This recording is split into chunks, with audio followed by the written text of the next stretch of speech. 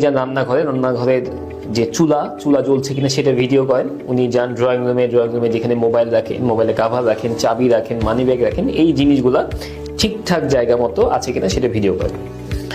এরপর এগুলো সব ভিডিও করা শেষ হতে উনি রুমে আসেন। রুমে আসার পরে উনি এক এক করে সবগুলো ভিডিও চেক করতে থাকেন।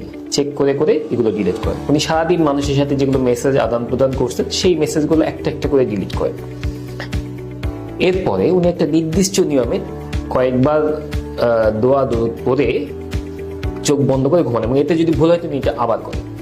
তো কিন্তু ঘুমাতে যান 3টার সময়। এই কাজগুলো করতে করতে করতে করতে উনি দেখেন যে সকাল 7টা থেকে 8টা বেজে গেছে। ফলে ওনার ঘুমটা হয় সকাল 7টা-8টার দিকে এবং ঘুম ভাঙে দুপুর বা বিকাল।